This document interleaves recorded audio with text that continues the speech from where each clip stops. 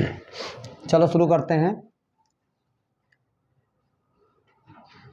Characteristics of equilibrium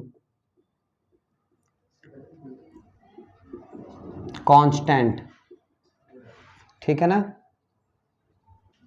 characteristics of equilibrium constant. अब यहाँ पे हम लोग ये देखेंगे कि इक्विलिब्रियम कांस्टेंट पे अगर किसी स्केलर क्वांटिटी से किसी अगर रिएक्शन को किसी रिएक्शन का कुछ इक्विलिब्रियम कांस्टेंट होगा, उस इक्विलिब्रियम कांस्टेंट को अगर हम किसी पर्टिकुलर स्केलर क्वांटिटी से मल्टीप्लाई करें तो उसके इक्विलिब्रियम कांस्टेंट पे क्या फर्क पड़ेगा। मतलब इक्विलिब्रियम कांस्टेंट, जैसे मैंने किसी इक्वेशन को 2 से डिवाइड कर दिया तो उसके इक्विलिब्रियम कांस्टेंट पे क्या फर्क पड़ेगा। किसी इक्वेशन को 5 से मल्टीप्लाई कर दिया तो उसके इक्विलिब्रियम कांस्टेंट पे क्या फर्क पड़ेगा, यानी कि रिजल्टेंट इक्विलिब्रियम कांस्टेंट जो नया इक्वेशन होगा उसका क्या होगा, ये चीज हम यहां से निकाल सकते हैं, ठीक है ना। तो इससे पहले हम लोग पहले ये देखेंगे कि जो इक्विलिब्रियम कांस्टेंट है वो किन किन बातों पे डिपेंड नहीं करता, ठीक है ना। तो ध्यान से देखना, इक्विलिब्रियम कांस्टेंट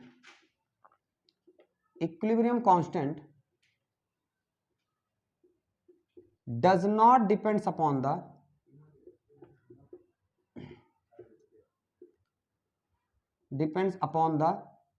ठीक है फॉलोइंग टर्म्स जो है नीचे जो लिख रहा हूं मैं, इन पे डिपेंड नहीं करता। नंबर एक क्या है, it does not depend upon the initial concentration of the reactant के इनिशियल कंसंट्रेशन पे डिपेंड नहीं करेगा। It does not depends upon the initial concentration of reactant के इनिशियल कंसंट्रेशन पर डिपेंड नहीं करेगा। जैसे मैंने बताया था फॉर एग्जांपल कि N2 + 3H2 गिव्स 2NH3। अब शुरू में मैंने इसके लिए थे 100 मोल है, मान लो इसके भी 100 ही मान लो, 100 मोल थे रिएक्टेंट के, और इक्विलिब्रियम किसी पॉइंट पे आ रहा था। इक्विलिब्रियम मान लो आ रहा था जब ये आधा कंज्यूम हो जा रहा था और ये मान लो 1/4 कंज्यूम हो जा रहा था, तो ये 25 बचेगा। 1/4 मतलब 2/4 कंज्यूम, 3/4 कंज्यूम हो जाएगा और 1/4 बचा, मान लो ऐसा हो रहा है, ठीक है ना।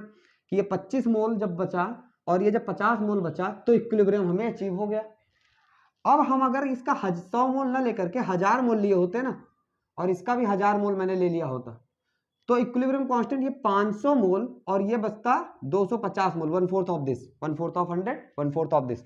यानी कि वो एक पर्टिकुलर कंसंट्रेशन पे, यानी कि उसी रेशियो में कंसंट्रेशन घटेगा और उस रेशियो पे जाके वो इक्विलिब्रियम अचीव हो जाएगा। इसका मतलब ये नहीं कि ये घटते घटते 50 हो तो ही इक्विलिब्रियम अचीव होगा।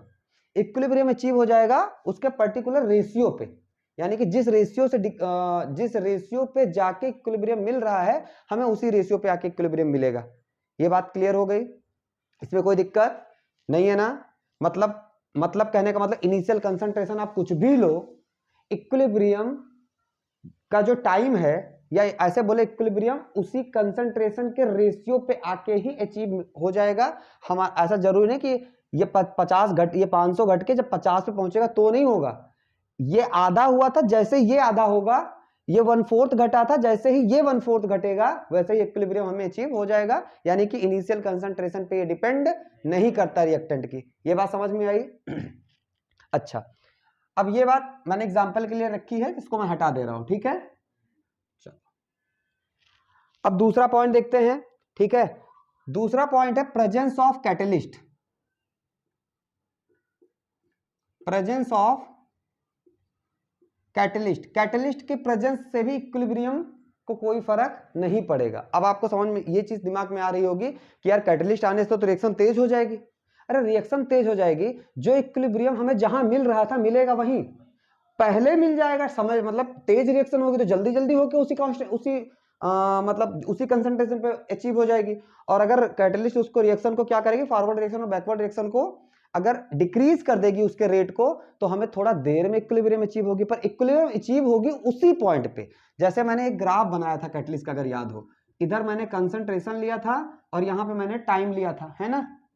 मैंने बोला था अच्छा क्या रिएक्टेंट का कंसंट्रेशन घटेगा और प्रोडक्ट कंसंट्रेशन बढ़ते बढ़ते क्या हो गया, इस पॉइंट पे आके मान लो ये टी टाइम है, टी टाइम पे आके इक्विलिब्रियम मेरा क्या हो गया, अचीव हो गया। अब सुनो, अगर आपने ये विदाउट कैटलिस्ट था, ये कैसा था, विदाउट कैटलिस्ट, जब आपने कैटलिस्ट नहीं यूज किया। अब आपने मान लो कैटलिस्ट यूज कर लिया, कैसा कैटलिस्ट यूज किया, पॉजिटिव कैटलिस्ट यूज किया। पॉजिटिव का मतलब which increases the rate of reaction, जो ये रेट ऑफ रिएक्शन को बढ़ाएगा। तो वो सुनो, वो रिएक्टेंट जल्दी जल्दी रिएक्ट करने लगेंगे, यानी कि रिएक्टेंट का कंसंट्रेशन जो धीरे धीरे गिर रहा था वो जल्दी गिरेगा। तो रिएक्टेंट जल्दी गिरेगा तो भाई साहब प्रोडक्ट भी तो जल्दी बनेगा। तो रिएक्टेंट जल्दी गिरेगा और प्रोडक्ट जल्दी बनेगा और आएगा फिर उसी, ये कंसंट्रेशन वही है, देखो इस पे फर्क नहीं पड़ा, उसी कंसंट्रेशन पे आके फिर से मिल गया।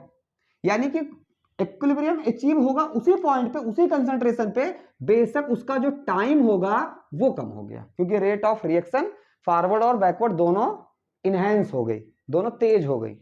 अगर आपने निगेटिव कैटलिस्ट यूज किया है तो धीरे धीरे रिएक्टेंट कंज्यूम होंगे, तो प्रोडक्ट भी धीरे धीरे फॉर्म होगा, तो आके इक्विलिब्रियम कहां पे अचीव होगा, मान लो यहां पे अचीव हो रहा है इस जगह पे। तो देखो कंसंट्रेशन तो वही है ना जिस कंसंट्रेशन पे अचीव हो रही थी, यानी इक्विलिब्रियम कांस्टेंट पे कोई फर्क नहीं पड़ा, बस बेशक क्या हुआ, टाइम थोड़ा ज्यादा लगेगा। समझ आएगा, तो टाइम कम ज्यादा हो रहा है, इक्विलिब्रियम कांस्टेंट उसी कंसंट्रेशन में मिल रहा था जिस पे मिलेगा। यहां तक की बातें समझ में आई। तो कहने का मतलब कि प्रेजेंस ऑफ कैटलिस्ट पे भी इक्विलिब्रियम कांस्टेंट का कोई फर्क नहीं पड़ेगा, इक्विलिब्रियम हमें जहां मिलता था वही मिलेगा। तीसरा नंबर पॉइंट, तीसरा नंबर पॉइंट क्या है आपका, तीसरा है प्रेजेंस ऑफ इनर्ट मटेरियल।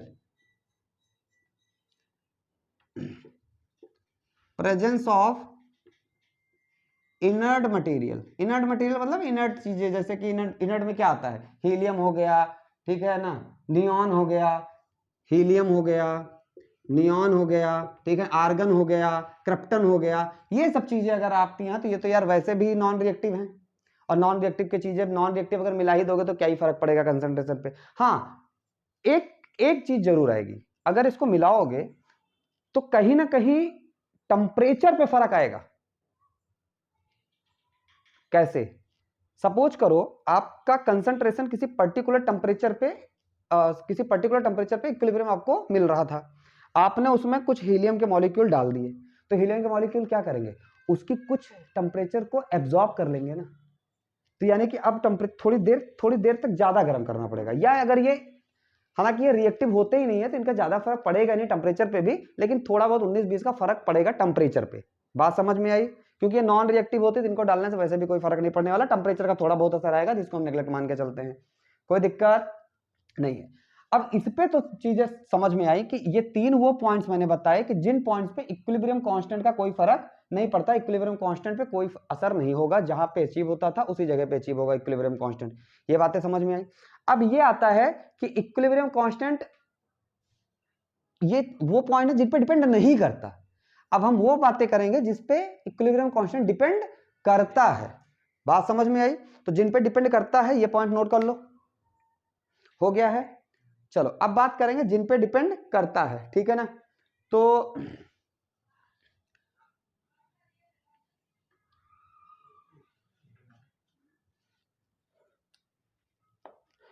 चलो, इक्विलिब्रियम कांस्टेंट स्टार बना के करना, ठीक है ना। इक्विलिब्रियम कांस्टेंट डिपेंड्स अपॉन किस किस बातों पे डिपेंड करता है। तो पहली बात, इक्विलिब्रियम कांस्टेंट, अब इसमें पहला दूसरा तीसरा में एक ही जैसे हैं सब। तो पहली बात यह है कि इक्विलिब्रियम कांस्टेंट किस पे डिपेंड करता है, इक्विलिब्रियम कांस्टेंट डिपेंड करता है मोड ऑफ रिएक्शन रिप्रेजेंटेशन पे। किस पे, मोड ऑफ रिएक्शन रिप्रेजेंटेशन पे। एग्जांपल दे रहा हूं, रुको। It depends upon the mode of reaction representation, reaction की रिप्रेजेंटेशन पर डिपेंड करता है। जैसे कि एग्जांपल के लिए मान लो कोई रिएक्शन हो रही है A प्लस B, या ऐसे छोड़ो अमोनिया वाला ही ले लेते हैं, भी नहीं लेते हैं, ठीक है ना। चलो H2 plus N2, N2 plus 3H2 gives 2NH3, तो हाइड्रोजन 3 दूनी 6 हाइड्रोजन, ठीक है, ठीक है ना, समझ आई बात। तो ये रिएक्शन मैंने लिखी मान लो। अब इसका इक्विलिब्रियम कांस्टेंट निकालते हैं। इसका इक्विलिब्रियम कांस्टेंट निकालते हैं, मान लो k, तो k बराबर क्या हो जाएगा, k बराबर हो जाएगा, निकालना आ गया है ना, NH3 की पावर 2 अपॉन N2 की पावर 1 और H2 की पावर 3, ये होगा इक्विलिब्रियम कांस्टेंट। इतनी बातें समझ में आई। अच्छा अब ध्यान देना, अब मोड ऑफ रिप्रेजेंटेशन का मतलब हो गया, हो सकता है रिएक्शन स्टार्ट हुई होगी फॉरवर्ड। अब हम मोड ऑफ रिप्रेजेंटेशन का मतलब NH3 इधर ले लेते हैं और N2 और H2 को इधर ले लेते हैं, फिर इक्विलिब्रियम कांस्टेंट निकालते हैं। तो ध्यान से देखना, इधर करता हूं, तो मान लो मैंने इसको रिएक्शन को इधर से किया, 2NH3 gives N2 plus 3H2। अब इसका इक्विलिब्रियम कांस्टेंट निकालो, तो सुनो, इसका इक्विलिब्रियम कांस्टेंट को मैं मान लेता हूं K डैश, क्या मान लेता हूं, K डैश, ठीक है ना। तो K डैश बराबर क्या हो जाएगा, सुनना, N2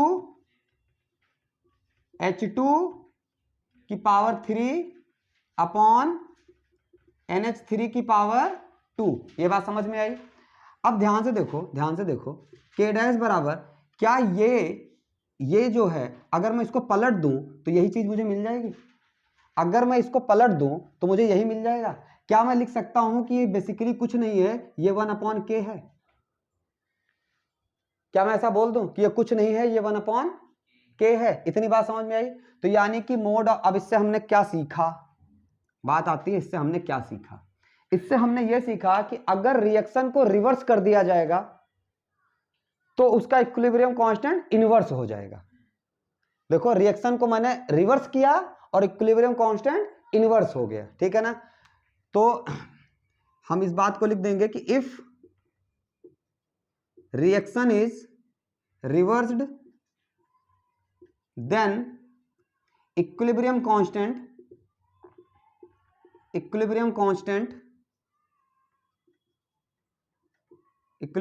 विल बी इनवर्स्ड। अगर रिएक्शन को हम रिवर्स करेंगे तो इक्विलिब्रियम कांस्टेंट मेरा क्या हो जाएगा, इनवर्स हो जाएगा। ये बात समझ में आई, यहां तक कोई दिक्कत। चलो इसका दूसरा पॉइंट देखते हैं। दूसरा पॉइंट क्या है कि अगर किसी पर्टिकुलर रिएक्शन को किसी स्केलर नंबर से मल्टीप्लाई करते हैं, किसी पर्टिकुलर रिएक्शन को किसी स्केलर नंबर से मल्टीप्लाई कर दें। देखो दूसरा पॉइंट है, दूसरे और तीसरे पॉइंट को हम एक साथ कवर कर रहे हैं। बेसिकली जो रेफरेंस बुक जैसे प्रदीप में है, प्रदीप में 2 पॉइंट बनाए हैं इसको, उन्होंने ये बताया है कि अगर किसी रिएक्शन को पर्टिकुलर स्केलर से डिवाइड करें तो क्या होगा और मल्टीप्लाई करें तो क्या होगा। हम इसको अलग अलग नहीं पढ़ेंगे, हम एक साथ पढ़ लेंगे। हम बोलेंगे डिवाइड करने का मतलब क्या हुआ, जैसे आप किसी नंबर को 2 से डिवाइड कर रहे हो तो हम इसको ऐसे बोल दें कि 1/2 से मल्टीप्लाई हुआ। भाई 2 से डिवाइड किसी, जैसे मैंने ये मान लो मेरा कोई नंबर है, मान लो x है, तो मैंने बोला x/2, तो तुम क्या बोलोगे, 2 से डिवाइड हो रहा है। मैं ये नहीं बोलूंगा, मैं बोलूंगा 1/2 से x को मल्टीप्लाई किया, कोई दिक्कत नहीं है। तो अब ये चीज देखो, 2x हुआ तो ये 2 से मल्टीप्लाई हुआ और ये 1/2 से मल्टीप्लाई हुआ, ये 2 से मल्टीप्लाई हुआ, ये 1/2 से मल्टीप्लाई हुआ। बात समझ में आ रही है। तो एनसीईआरटी बोलती है या हमारी जो प्रदीप बोलती है वो ये बोलती है, ये इसको 2 पॉइंट बनाते हैं वो, कि अगर डिवाइड करेंगे किसी रिएक्शन को तो क्या होगा और मल्टीप्लाई करेंगे तो क्या होगा। अरे भाई हम मल्टीप्लाई ही करेंगे, हम नहीं करेंगे डिवाइड, हम मल्टीप्लाई करेंगे। तुम 2 से डिवाइड करते हो, हम बोलेंगे हम 1/2 से मल्टीप्लाई कर रहे हैं, तो हम दोनों को एक साथ पढ़ेंगे, कोई दिक्कत नहीं होगा ना। अब ध्यान से देखना इन बातों को। दूसरा क्या आता है कि इफ एनी रिएक्शन, एनी ऐसे बोलो, if any reaction is multiplied by constant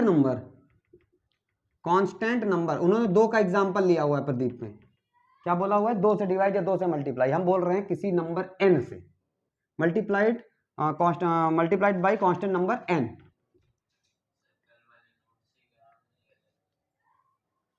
multiplied by constant number n, ये बात समझ में आ रही।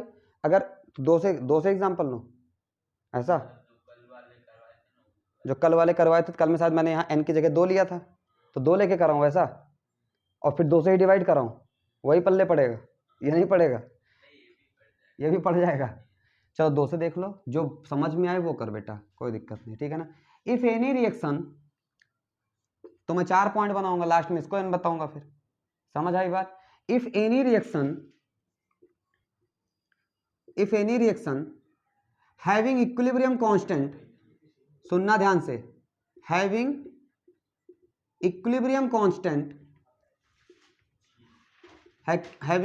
कांस्टेंट के, मान लो कोई रिएक्शन है जिसका इक्विलिब्रियम कांस्टेंट के है, इज डिवाइडेड बाय 2, पहले डिवाइड का देख लें, इज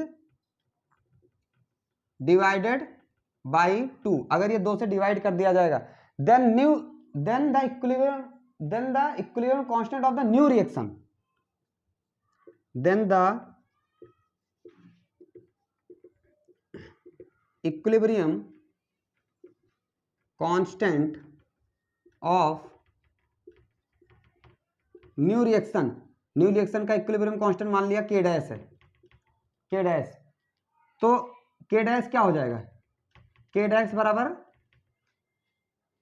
k की पावर, जो पहले वाला इक्विलिब्रियम कांस्टेंट था उसकी पावर क्या हो जाएगी, 1/2 हो जाएगा, उसकी पावर 1/2 हो जाएगा। ये बात समझ में आई?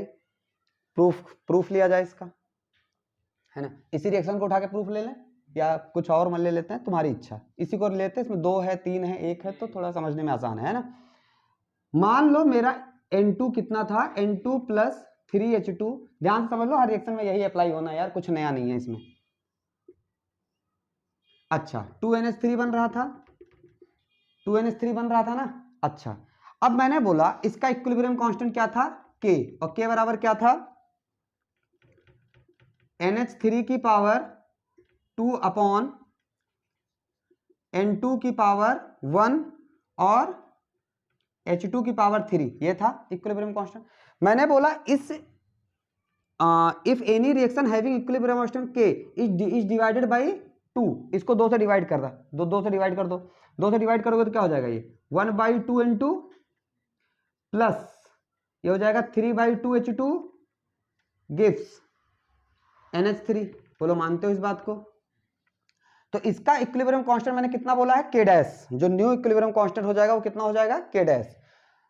तो K डैश बराबर क्या हो जाएगा, सुनना, K डैश बराबर NH3 अपॉन N2 की पावर हाफ और H2 की पावर 3/2, H2 की पावर 3/2, ये माना, इसमें कोई दिक्कत नहीं है, पक्का? अब सुनो ध्यान से, सुनना ये है आपको कि अगर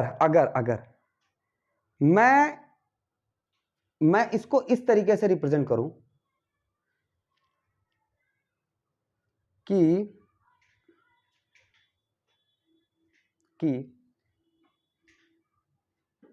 मैं इसको ऐसे लिख रहा हूं, सुनना ध्यान से, मैं लिख रहा हूं NH3 की पावर, प्रूफ के लिए ये बात लिख रहा हूं, मैं लिख रहा हूं NH3 की पावर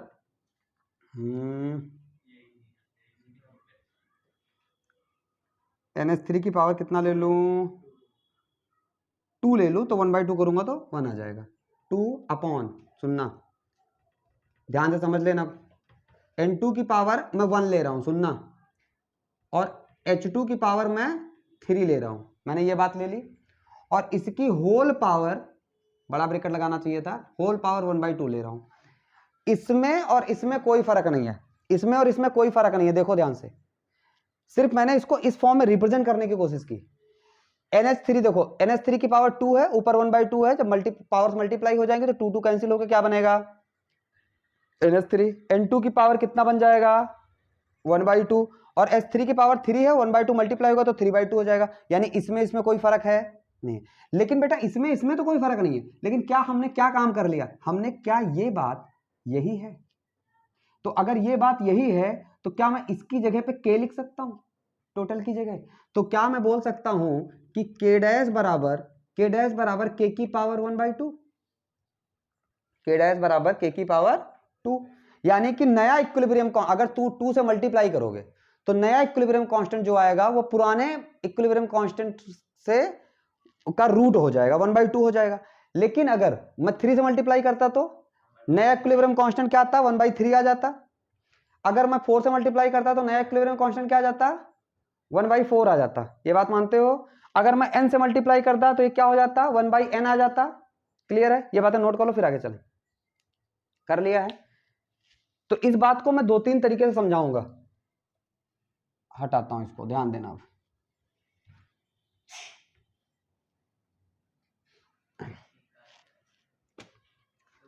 सुनना अब ध्यान से। अगर इसी को 3 से मल्टीप्लाई करके दिखाऊं, 3 से मल्टीप्लाई करके दिखाऊं, जरूरत है? नहीं है? चल जाएगा काम? अच्छा, तीसरा पॉइंट देखो, तीसरा पॉइंट। अब मैं इसी को मैंने क्या बोला कि 2 से डिवाइड किया था ना, अब इसी रिएक्शन को मैं कर रहा हूं 2 से मल्टीप्लाई। डिवाइड किया था ना, इस बार करूंगा 2 से मल्टीप्लाई, फिर देखते हैं क्या फर्क आएगा। ठीक है ना? तो कुछ फर्क नहीं आएगा। जब हम 2 से मल्टीप्लाई, जब हमने 2 से डिवाइड किया तो यहां पे आया 1/2। जब हम 2 से मल्टीप्लाई करेंगे तो यहां आ जाएगा 2। तो नया इक्विलिब्रियम कांस्टेंट पुराने इक्विलिब्रियम कांस्टेंट का स्क्वायर कर दो, आंसर आ जाएगा। मल्टीप्लाई करेंगे तो ठीक है, और डिवाइड करेंगे तो जो नया वाला इक्विलिब्रियम कांस्टेंट आएगा वो पुराने वाले इक्विलिब्रियम कांस्टेंट कप की पावर जितने से डिवाइड कर रहे हो उतना अपॉन में आ जाएगा। समझ रहे हो मैं क्या बोल रहा हूं? क्लियर हो रहा है? तो if any reaction having equilibrium constant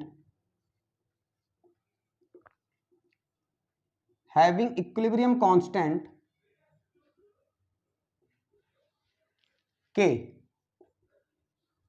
is multiplied by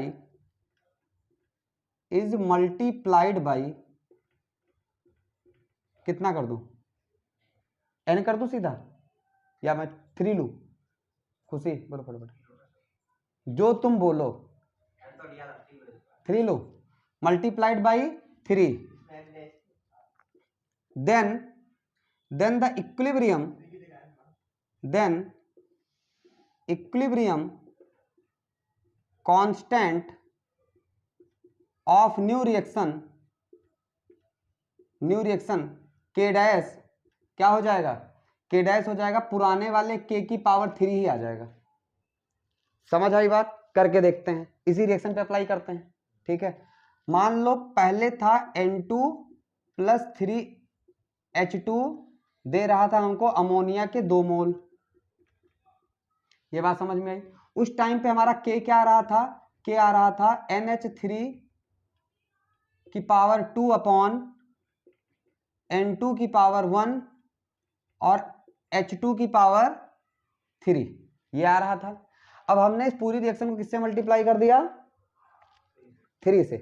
तो जब पूरी रिएक्शन को 3 से मल्टीप्लाई कर दूंगा तो ये कितना हो जाएगा, 3N2 प्लस 3 3 जा 9H2, ये 3 2 जा 6NH3 आ जाएगा।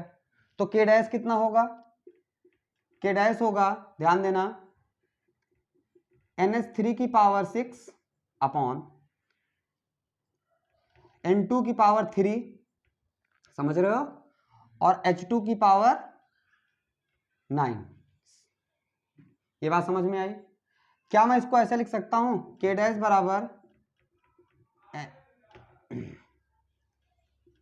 बराबर NH3 की पावर 2 अपॉन N2 की पावर 1 और H2 की पावर 3 की होल पावर 3 लिख सकता हूं। देखो 3 2 जा 6, 3 पावर 3, 3 3 जा 9 लिख सकता हूं। क्या मैंने ये कर लिया कि K डैश बराबर ये इतनी वैल्यू क्या है, K ही तो है, K डैश बराबर K की पावर 3। समझ आई बात? क्लियर है? अब एक इन जर्नल वाला कर लेते हैं n के लिए, n से। अब n तुम्हारा कुछ भी हो, फ्रैक्शन हो चाहे मतलब fraction in the sense divide हो रहा हो n से या फिर मल्टीप्लाइड हो रहा हो। ठीक है ना?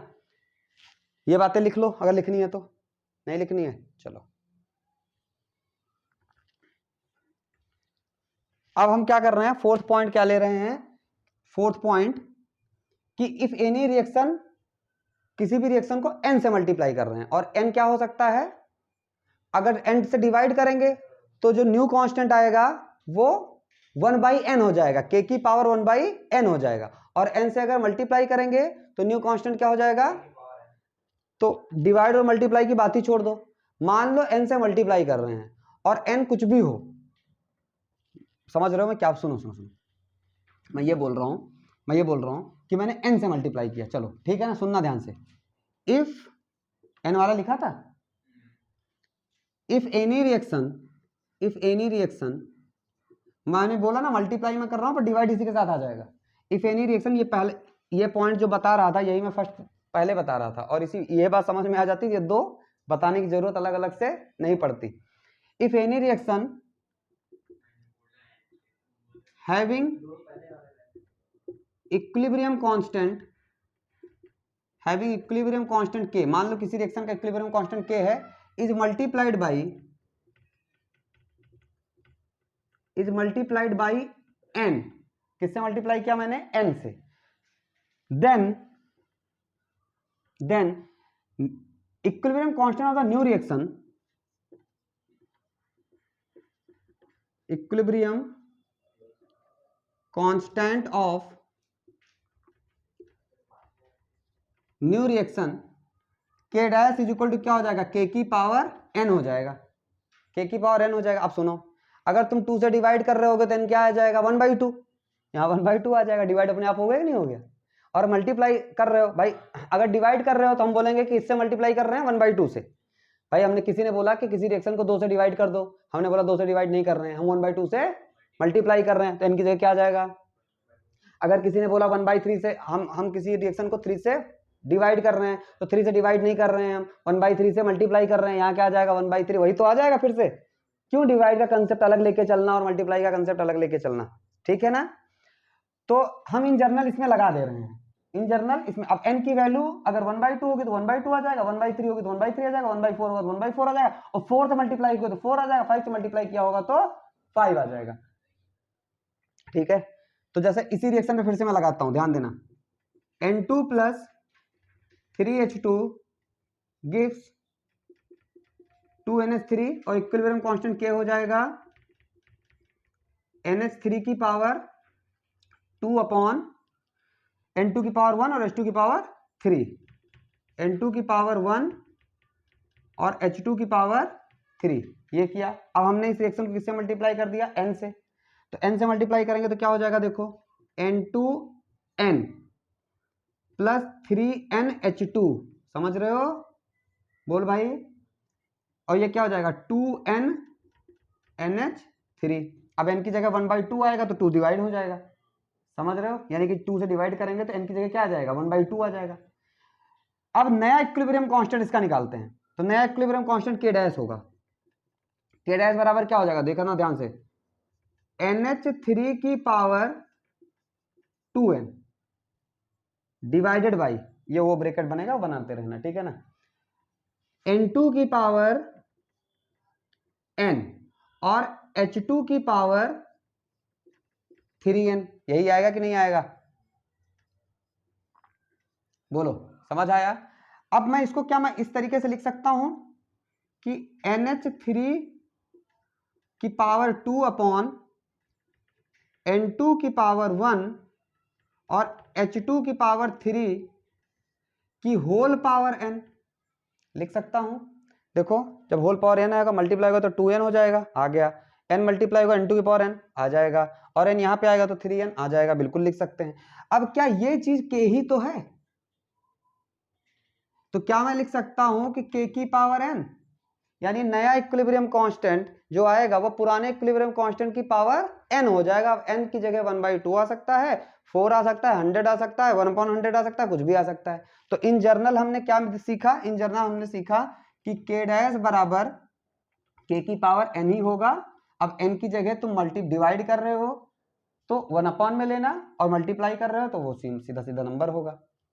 क्लियर हुआ, पक्का, चलो इसमें से कुछ नोट करना नहीं है।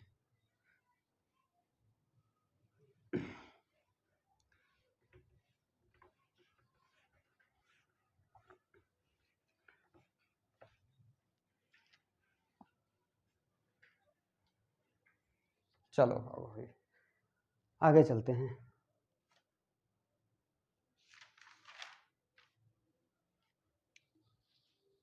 अब नया एक और, इसमें कितने हो गए, कितने पॉइंट्स हो गए, 4।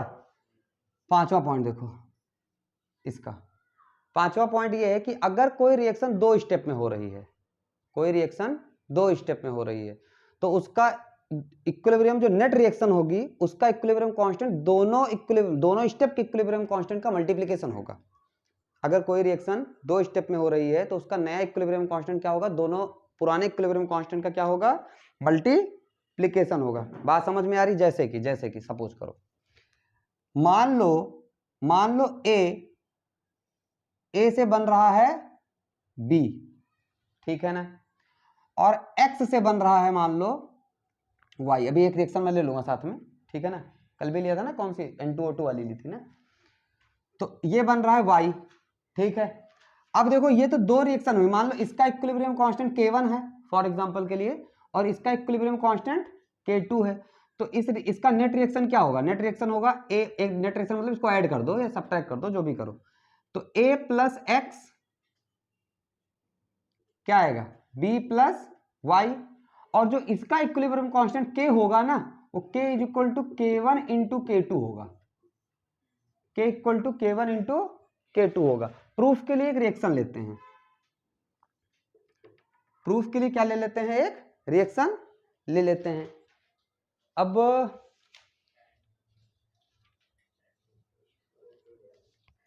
जैसे N2 प्लस 2O2, ध्यान देना कैसे इसको करेंगे, N2 plus 2O2 gives 2NO2, N2 plus O2 gives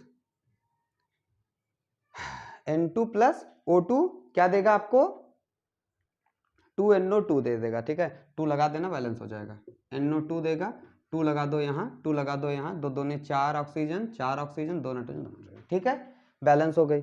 इसका इक्विलिब्रियम कांस्टेंट लिखो, तो इक्विलिब्रियम कांस्टेंट इसका क्या हो जाएगा, सुनो, K बराबर NO2 की पावर 2 अपॉन N2 की पावर 1 और O2 की पावर 2, यही होगा। इसको इक्वेशन 1 मान लो थोड़ी देर के लिए, ठीक है, समझ आ रही बात? अच्छा, अब यही रिएक्शन 2 स्टेप में होगी, मतलब इसी जैसे ये नेट रिएक्शन मैंने लिख दी जो ये वाली लिखी थी, अब इसके ये पार्ट्स वाले रिएक्शन लिख रहा हूं मैं, ठीक है ना। पार्ट्स वाले रिएक्शन क्या होंगे तुम्हारे, N2 प्लस O2 से पहले 2NO बनेगा, N2 प्लस O2 से क्या बनेगा, 2NO बनेगा, ठीक है। अब इसका इक्विलिब्रियम, अच्छा, और दूसरा वाला भी लिख देता हूं, अब 2NO फर्दर O2 के साथ रिएक्ट कर देगा, जो तुम्हारा NO आया ये फर्दर किसके साथ रिएक्ट करेगा, O2 के साथ में फर्दर रिएक्ट करेगा, समझ आई बात? तो 2NO प्लस O2 रिएक्ट करेगा और बनाएगा यहां से 2NO2, क्या बनाएगा, 2NO2, देखो कितने ऑक्सीजन 4, कितने ऑक्सीजन 2 और 2 4, कितने नाइट्रोजन 2, कितने नाइट्रोजन 2, रिएक्शन बैलेंस है, कोई दिक्कत नहीं है। अब इसका इक्विलिब्रियम कांस्टेंट मान लो K1 है, इसका इक्विलिब्रियम कांस्टेंट मान लो K1 है, K1 को लिखेंगे तो हम क्या लिखेंगे, NO की पावर 2 अपॉन N2 की पावर 1, N2 की पावर 1 और O2 की पावर 1, ये बात समझ में आई। और इसका इक्विलिब्रियम कांस्टेंट जब लिखेंगे हम K2 is equal to NO2 की पावर 2 अपॉन NO की पावर 2 और O2 की पावर 1, NO की पावर 2 और O2 की पावर 1, बात समझ में आई। अब देखो K1 K2 को मल्टीप्लाई करने से K मिलना चाहिए, यही तो है, K1 और K2 को मल्टीप्लाई करने से K मिलना चाहिए, तो K1 K2 को मल्टीप्लाई कर देते हैं, यहां पे आओ, तो K1 इंटू K2 बराबर क्या होगा, सुनो, इन दोनों का मल्टीप्लीकेशन, K1 डॉट K2 बराबर क्या हो जाएगा, सुनो, K1 की जगह क्या है, NO की पावर 2 अपॉन N2 की पावर 1 और O2 की पावर 1, यही है ना, और इंटू इसको लिखेंगे तो NO2 की पावर 2 अपॉन NO की पावर 2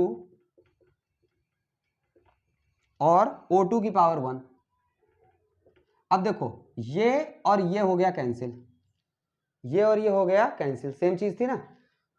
तो K1 डॉट K2 क्या आया आपका, NO2 की पावर 2 अपॉन N2 की पावर 1 और O2 की पावर 1, O2 की पावर 1, O2 की पावर कितनी हो जाएगी, O2 की पावर 2 हो जाएगी। अब जरा देखो इसमें और इसमें क्या ही फर्क है, K वाले में, इसमें क्या फर्क है, कोई फर्क है नहीं है। ये इक्वेशन 2, अब इसको ऐसे करके लिख लो, फ्रॉम इक्वेशन 1 एंड 2 K बराबर K1 इंटू K2।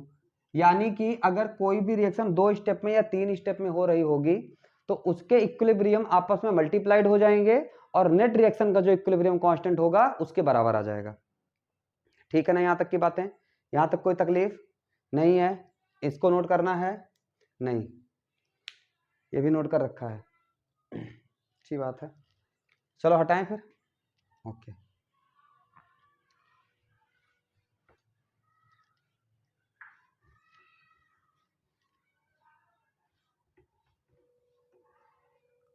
चलो क्या हुआ, अब ध्यान से देखना, मैंने लिखा एक रिएक्शन, क्वेश्चन है ये क्वेश्चन तुमने नहीं किया होगा, ठीक है ना, ये क्वेश्चन तुमने नहीं किया होगा। H2 और I2 का रिएक्शन लिख रहा हूं, ठीक है ना। तो देखो मैंने लिखा H2 plus I2 gives 2HI, H2 plus I2 gives 2HI, और इसका इक्विलिब्रियम कांस्टेंट मैंने दे रखा है K बराबर 49, K बराबर कितना दे रखा है 49। अब सुनना, अगर अब मैंने पूछा क्या, ध्यान से देखना, यहां पे दो कंसेप्ट एक साथ लगेंगे। मैंने पूछा कि HI है H2 1/2 H2 और प्लस 1/2 I2 है, तो इसका इक्विलिब्रियम कांस्टेंट K डैश कितना होगा, इसका इक्विलिब्रियम कांस्टेंट K डैश कितना होगा, समझ आई बात। अब सुनो, इसमें पहला नियम पढ़ो, पहला नियम क्या बताया था मैंने कि अगर रिएक्शन रिवर्स हो जाएगी तो उसका इक्विलिब्रियम कांस्टेंट क्या हो जाएगा, इनवर्स हो जाएगा। तो सुनो, इसका मतलब ये रिएक्शन देखो क्या हुई, पहले ये रिएक्शन रिवर्स हुई है और फिर ये रिएक्शन 1/2 से मल्टीप्लाई हुई है, पहले ये रिएक्शन रिवर्स हुई है और फिर ये रिएक्शन मल्टीप्लाई हुई, तो पहले रिवर्स वाला कंसेप्ट लगाएंगे। तो सुनो, ये रिएक्शन पहले ये हुई होगी, सुनना सोल्यूशन देखना, पहले ये रिएक्शन ये थी, इस रिएक्शन से ये रिएक्शन हुई होगी, 2HI gives H2 plus I2, पहले ये रिएक्शन हुई होगी। अब ये रिएक्शन हुई होगी तो इसका इक्विलिब्रियम कांस्टेंट कितना आ जाएगा भाई, इसका इक्विलिब्रियम कांस्टेंट 49 थी, तो इसका इक्विलिब्रियम कांस्टेंट 1/49 हो जाएगा। ये बात समझ रहे हो, रिएक्शन रिवर्स तो इक्विलिब्रियम कांस्टेंट इनवर्स, तो इसका इक्विलिब्रियम कांस्टेंट मान लेते हैं थोड़ी देर के लिए K1 है, ठीक है ना, K1 कितना हो जाएगा 1/49, ये बात समझ में आई। फिर क्या हुआ है सुनो, अब इसके बाद फर्दर आगे चल रहे हैं, इसको देखो ये रिएक्शन कैसे आएगी, इससे ये रिएक्शन कैसे आएगी 1/2 से मल्टीप्लाई करके, इससे ये रिएक्शन कैसे आएगी 1/2 से मल्टीप्लाई करके, तो 1/2 से मल्टीप्लाई करके ये रिएक्शन आई है, यानी कि जो नया इक्विलिब्रियम कांस्टेंट होगा वो इस वाले इक्विलिब्रियम कांस्टेंट का की पावर n हो जाएगा, और n क्या है यहाँ पे 1/2, तो हो जाएगा 1/2 H2 और प्लस 1/2 I2, तो नया इक्विलिब्रियम कांस्टेंट जो K डैश है वो पुराने वाले इक्विलिब्रियम कांस्टेंट K1 की पावर कितनी हो जाएगी n, और n क्या है यहाँ पे 1/2, समझ आ रही बात। तो यानी कि K डैश कितना हो जाएगा, K डैश यहाँ से 1/49 की पावर 1/2 यानी कि √49, और यानी कि K डैश कितना हो जाएगा 1/7, ये आंसर आएगा। कर रखा है नहीं तो नोट करो, मैं पानी पीता हूँ।